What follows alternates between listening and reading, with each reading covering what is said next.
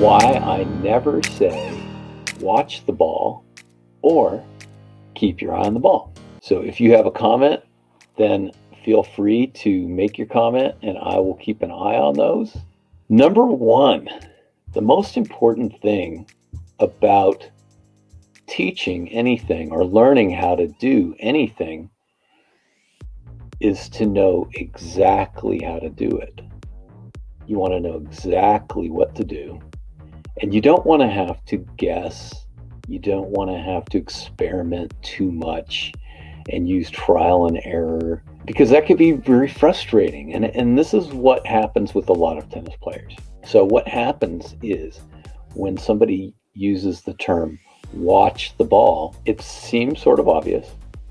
It's also not very specific. It doesn't tell you where, when, and it really doesn't tell you how. I think why should be pretty obvious, because you need to see the ball in order to do what you want to do, but it doesn't really dig deeply enough into the why. The same thing with keep your eye on the ball. Now, keep your eye on the ball is a little bit different, because it leads to misinterpretation. The misinterpretation that happens is that people think that keep your eye on the ball means have pinpoint vision of the ball at all times. Pinpoint vision is actually a problem, because what happens with pinpoint vision is as you try to maintain the ball in the middle of your eyes, then your eyes invariably will have to move side to side and they shake and you get a saccadic motion and then you lose sight of the ball.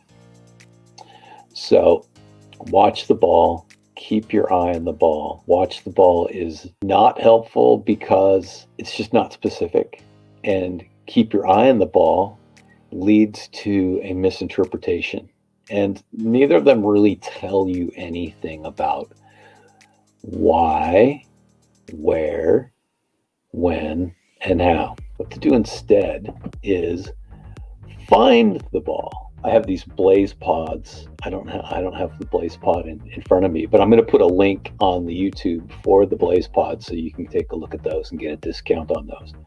So what the Blazepod is, it's a reaction time decision-making tool where it lights up and then you hit it and then the light goes off, and you can hit it with your hand or your racket or your foot. There are a lot of different ways to use it, and it's a very sturdy product. So when I was experimenting with those, I did a funny thing where I said, I didn't really give a lot of instructions. I just said, hey, when the light comes on, hit it with your racket. And then we worked on little things like kids would have their racket way up here and then the light was down there and they would go like that. And we would solve some of those little problems first, like keep your racket closer to it, because then it's going to be easier. So we solved a lot of those problems first. And then after we kind of worked that out and the kids had plenty of reps and they were starting to improve their times just from practicing, then I did something else. I did a new thing where I said, okay, instead of trying to decide anything about when to do the thing, instead what I want you to do is I just want you to ask yourself, where is the one you want to hit? Where is it? And it was very interesting how their reaction times improved by 5, 10, 15, 20%. So they were having reaction times in the 900s, and then we would say, they would have 900s, 800s, 700s, and then we would say, where is it? And then they were having reaction times in the 800s, 700s, 600s, 500s. Everybody made an improvement by at least 5%, and most of the improvements were between 10 and 20% in reaction time. So that's pretty huge. And then not only that, but we found that they were more accurate in what they could do. So the first thing is find the ball. But is that specific enough? No. When do you want to find the ball? You want to find it out of your opponent's strings. This is something that people commonly don't do. They think they are doing it. Once they take a moment to think about really, am I seeing the ball coming out of the opponent's racket or not? It turns out they're not. Nearly 100%, and I'm saying nearly because so far it seems to be 100%, but maybe there's one person that I missed. But nearly 100% of the people that I'm getting on the court for the first time are not seeing the ball coming out of the strings. And this is beginners through 4-5, 5-0 level players are not seeing the ball come out of the strings. And then once they do, once they're locating that ball, once they're finding it, once the wear is engaged, then it's amazing how much smoother everything proceeds from there. Now you have a frame of reference for when is it happening. And I do believe that if you said find the ball and you didn't say from the beginning of the racket, from the beginning of the hit on the other side, then what people are going to do is they're going to pick it up somewhere along its flight, and maybe not even until after it's crossed the net. Because you need that specificity. You need to be able to look at it at the right time. And then the why, your brain is going to be able to gather a lot more information about the flight of the ball because, as we've talked about before, that by the time the ball is out of the racket by 2 feet, then your brain with 95% accuracy knows where it's going to land.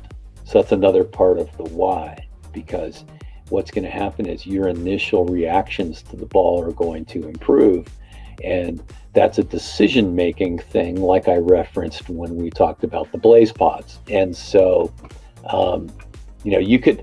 you should probably ask for Blazepods for the holidays here, or make a New Year's resolution that you're going to use Blazepods in 2021. That's going to be a really interesting thing to do. And I'm loving them, and it's made a huge difference with my players because what I've been able to do is say, all right, we've got the Blazepods.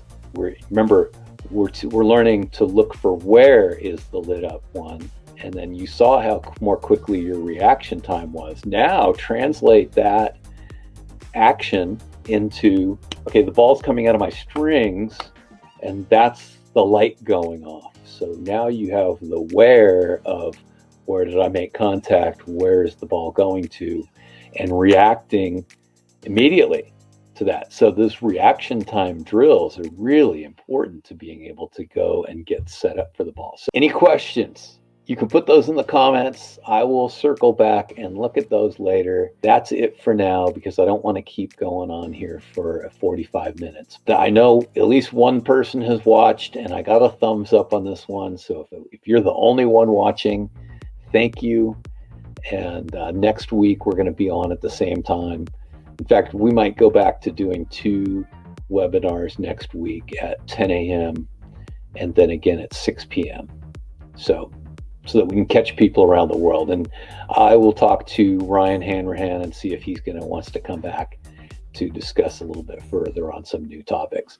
Anyway, also I covet your questions. So if you have questions about visual training, visual skills that you have, then I would love to cover your questions because that makes it even a little more meaningful. If you're watching on YouTube, then please like and subscribe. And if you are watching someplace else and you want to get the edited version of this, which will be a little cleaner than what I have right now, then I would hope that you would go to my YouTube and like and subscribe to my YouTube channel. Thanks for watching, and have a Merry Christmas, Happy Holidays, and Happy New Year.